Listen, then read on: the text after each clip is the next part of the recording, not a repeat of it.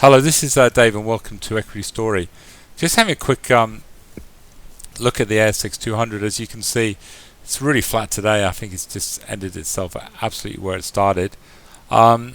This is, I think, just our market waiting for some lead from Wall Street tonight for some direction where we could go. As I said, I do like the look of the charts at the moment, but I think obviously a lot will depend on this on this presidential debate tonight. I think it could potentially move the markets, I think, one way or the other.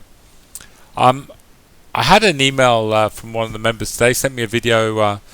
It's done by Peter Hall, who's a clever guy. Actually, he's the CEO of Hunter Hall, and I thought I'd play the video because he's really sort of outlining and agreeing exactly what sort of we're talking about here at Equity Story. I'll just play this and just so you can have a listen. Of the current investing backdrop is that we are facing a very worrying environment in which to try and preserve our capital and make capital. There are some very big risks out there, and so going through those risks, there's a serious risk that Donald Trump will become President of the United States. If he does that, if he does become president, that will upset the whole balance of international trade and the geopolitical balance of power. He's basically an isolationist. That's a terrible disaster waiting to happen. We have since the GFC, governments have and central banks have stimulated the economy with huge fiscal deficits and monetary stimulus, which is having less and less effect, and economies are not growing. They seem to be shrinking in some instances. That's a terrible place to be. Interest rates are negative, which has driven valuations of bonds, property, equities, basically the main asset classes, to very high levels. And then there's specific risks, such as Deutsche Bank with its nearly $1 trillion of derivatives out there. So I think the backdrop is very, very worrying, and it is time to be very cautious, in my opinion.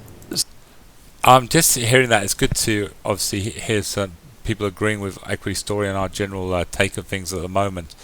He does go on to say in the interview he's sort of quite positive with obviously investing in England and a few other places in the world like South America, which is great.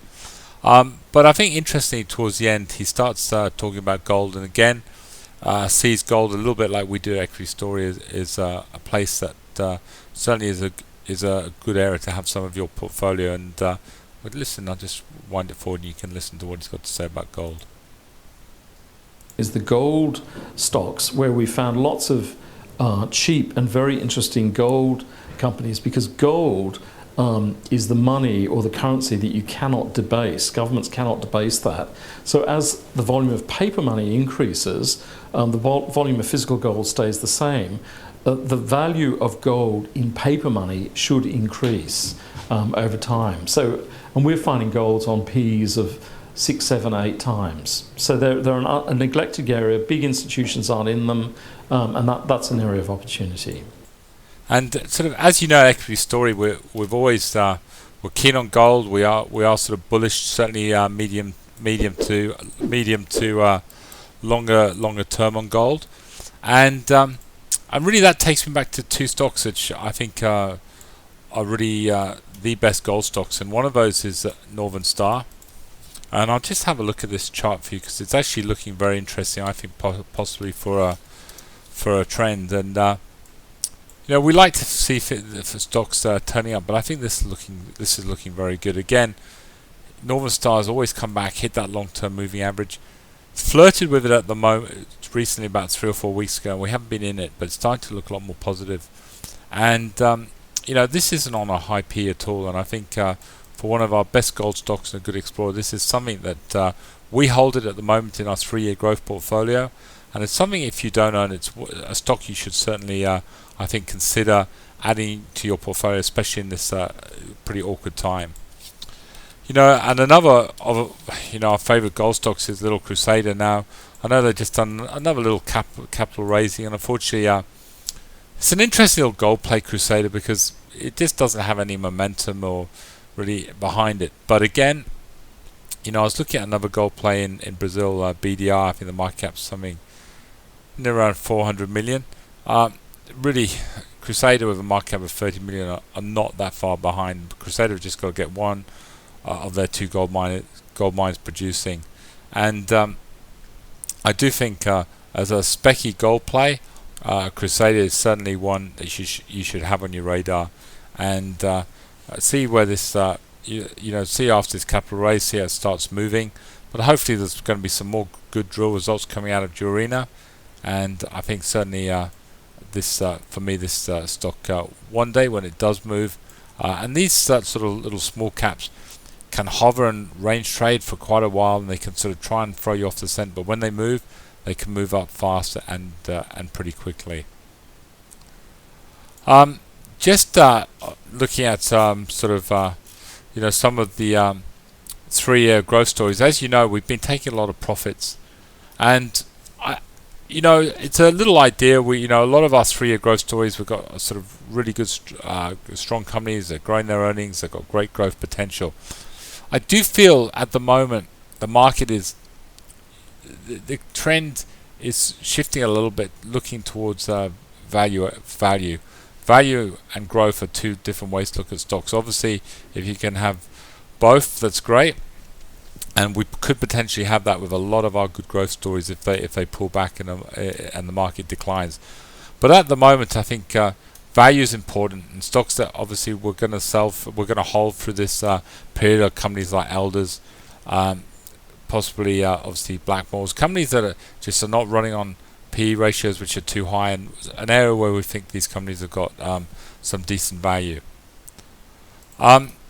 Just having a look at the sort of 3-year growth stories, and I think you can see. I just want to show you something. If you look at ANZ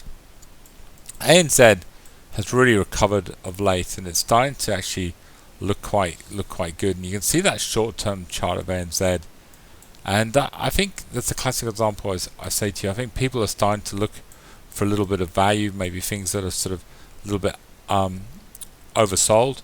And again, NAB, for me, that short-term trend is starting to look a little bit better, and that sort of gave us the idea. A few weeks ago, we said, right, maybe ANZ, the momentum's changing, and maybe these gold stocks could have a little bit of a run. And it's great if you can trend something that can give you a good dividend as well. And we had a look at doing sort of Westpac and CBA, and they haven't really worked for us, not like we hoped. We're still holding at the moment, but we're just sort of monitoring them at the moment. But I do think there's that sort of, they seem to be doing quite well today in a pretty tough market, and I think that's a little bit because people are looking at the moment for a little bit of value, and so I think that is affecting the sort of the stocks that we're going to be looking to put on as trends as well at the moment, and it's just changed our sort of thought process slightly. Generally speaking, you can see ORE is again just coming back, and it's just flirting with this long-term trend line, but it doesn't bother us. It's exactly what sort of, as I showed you a few minutes ago, what Northern Star did.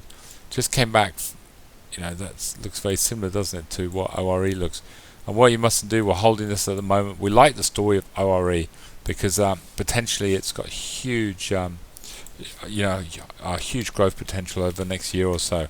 So we do feel fundamentally this is going up. Most analysts have pretty lofty valuations of this, around $6, $6.20. So we think around here, fundamentally it's good buying. It should hold these long-term trend lines. So we're not going to be sort of shaking off that trend just yet.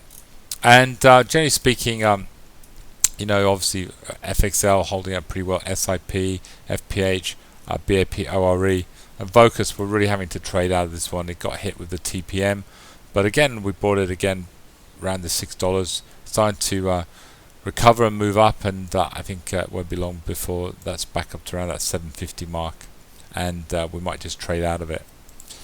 Having a look at some of the weekly buy and sell signals we put on, they're actually doing pretty well in a pretty tough market. And I think you can see some of these buy signals like SGR, great trending stock, looking very, very, very good. This stock hopefully should have a decent week. And Ramsey didn't sort of go on with trend. I think this will turn up later on in the week. I think it will end up making good money on it. And you're talking about market looking for value. NWH is a classic example of that, and it's actually up. We put it as had a nice sort of buy signal. It's up nearly 7% today, so it's looking pretty good. And I think this may be a bit of resistance there, but if you can break above 60, 65, this could go on with it and have actually a really good week. Because again, certainly there's a lot of value in the stock at the moment. Anyway, I'd like to thank you for listening to Equity Story, and have a good night. And I look forward to bringing you this report tomorrow night. Good night.